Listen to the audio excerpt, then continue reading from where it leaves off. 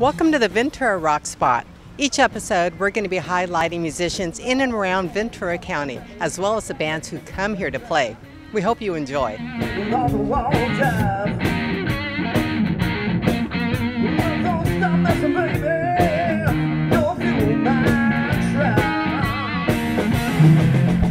La la la la la.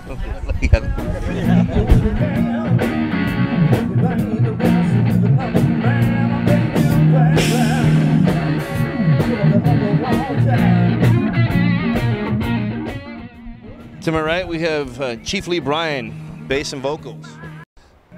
Here sporting the mighty logo is Matt Diaz, Matt with one T, on drums, extraordinaire.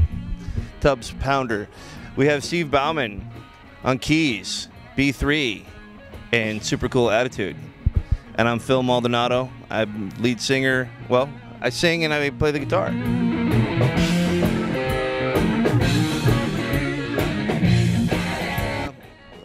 Came together with the idea of bringing a hard-edged blues or rockin' blues vibe to some songs that are moderately commercial. And so the elements of blues from our backgrounds, obviously tons of melody and a commercial aspect, but really we wanted to rock it and take the blues to a different level. You got something to say about that? No, I think you nailed it. Yeah. I brought a nail. Nailed it. A lot of it came from our 80s style music, where we rocked out back then, and then we feel the blues, so we put the combination together, and that's what we have. Uh-huh. Homie said ditto.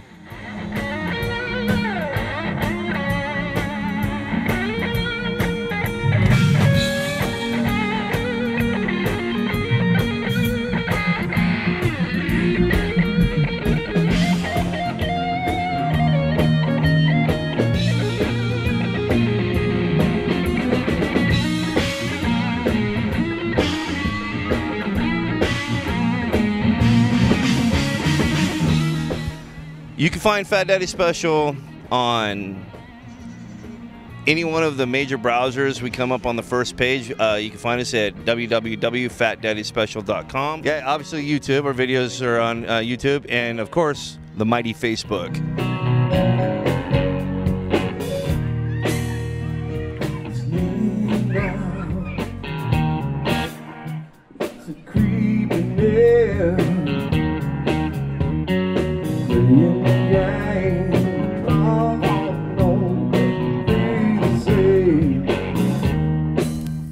The band was founded, the band was found when we were at a bar and we looked in the corner and we saw the Fat Daddy Special and we picked it up and we kept it. But, all right, no, for serious. Myself, I founded the band and I was looking for a specific person to identify similarly with myself in the music. And I had a focus that I wanted to bring forth, and I've done that thus far. We've had a little bit of personal changes over the 3 years that we've been together, and it's been a cool ride. Good and bad, but it's been a cool ride. And from founding to now, the idea is still the same. The sound is graduated, and the I would say the music is even more in depth and more matured. Got something to say? No. You nailed it. Yeah. Perfect. It'll also set your socks on fire. Proof. It happened to me the other night. Oh wait, no, that was you, wasn't it?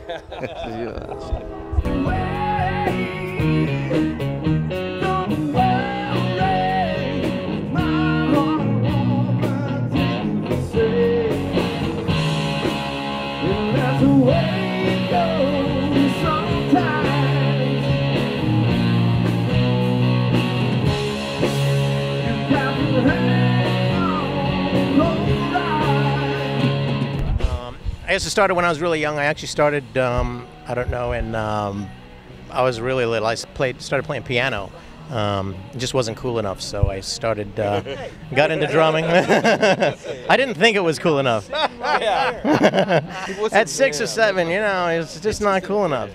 But yeah, I started. I got into drums and kind of had a good feel for it, and started playing in school bands, stuff like that, private lessons. And I was around music my whole life growing up. My brothers are musicians. My mother plays piano, so that kind of got me into music. I ended up moving out to California to pursue music, and played in a number of bands in LA, you know, did the Hollywood scene and everything else. So ended up meeting Fat Daddy about a year and a half, 2 years ago. Actually, about more like 2 years ago, I met these guys through a mutual friend, and they were looking for a drummer. And he said, hey, you should meet these guys. You know, they're really cool. They got some great music, and it's really heavy. It's right up your alley. So I reached out to, I think it was you that I was talking to. On a Saturday. Yeah. That's right. On a Came in Saturday. on a Monday night. And started nailing it down. That's right. Right. And then we started playing. But before that was kind of funny because probably 6-8 months or even longer, we had talked. We met at NAMM. Oh, that's and we're talking for a while, and lost touch for, I don't know, 6-8 months, and eventually hooked back up again, and the rest is history.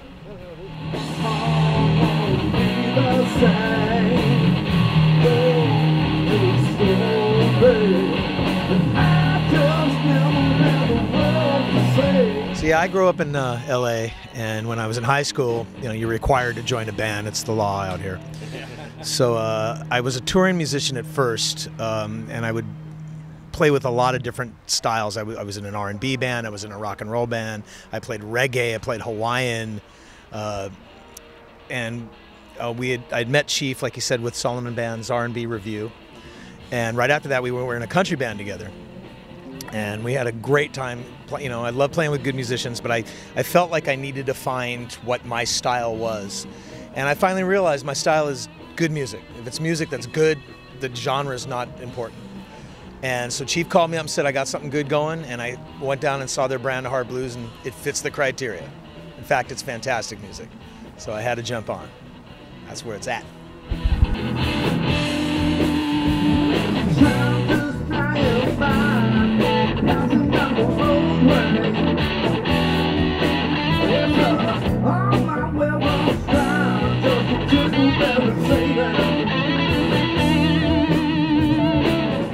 Well, I was 13, playing alto sax, and my dad's a musician, so he always had a lot of instruments at the house. And a friend of mine came up to me and said, "Hey, we lost our bass player, and we have a big party to play. You want to play bass?" I said, "Well, I play alto sax." He said, "Don't worry, just follow the guitar. We'll just play bar chords. Just follow the guitar."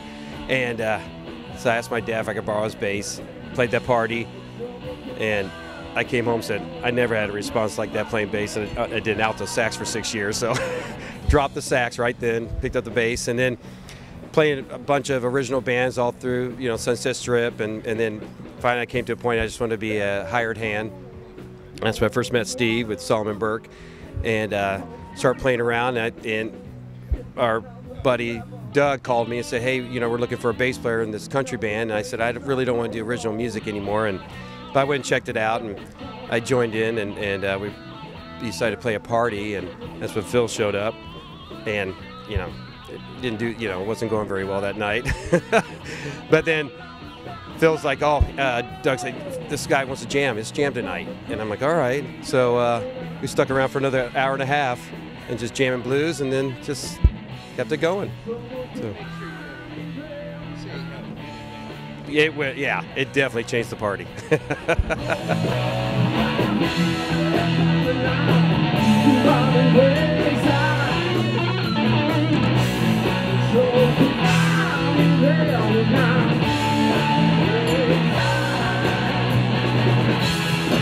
Well, I would say our stage show is unique because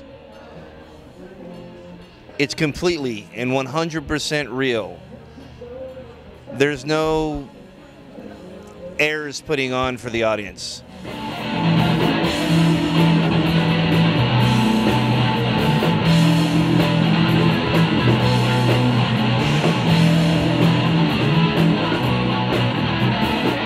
The best advice we've ever heard from people are just that. Don't let anybody ever tell you who you are. Stick true to your thing. But to me, what the best advice ever to me was, don't listen to anybody. Do your thing.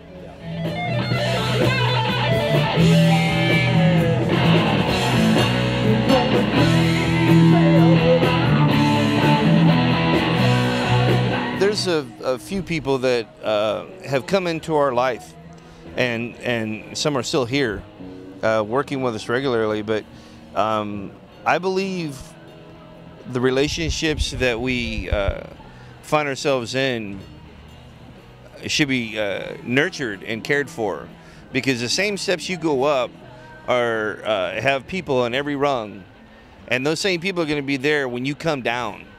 And if you treat them like shit, it's all on you. So, first and foremost, I want to say thanks to the people that have supported us when nobody really knew what we were doing, how we were doing it, but they believed in us. And we each have individual people for that. But we could say our support systems at home, our friends, and our family members. But the business people of that, I would definitely say Zach Garfinkel from the Canyon. I would say VenturaRockSpot. I would say Michelle Hoover. She's a great lady, and she's goes out of her way to do good things for people that are trying hard, and I think that's cool. There's a lot of other bands out there that support us, and we're not in competition with them. We support the other music that's out there. They're doing their thing, we're doing our thing. We don't have to be in competition.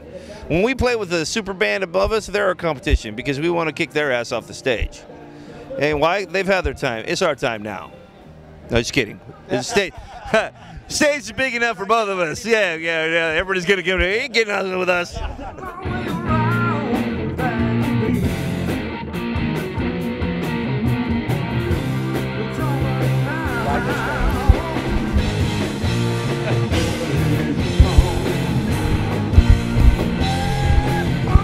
That's all I got to say about that. That's all I got to say about that.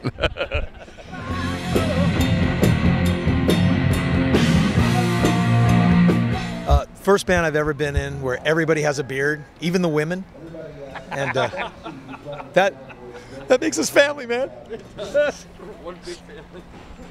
That's all I want to say.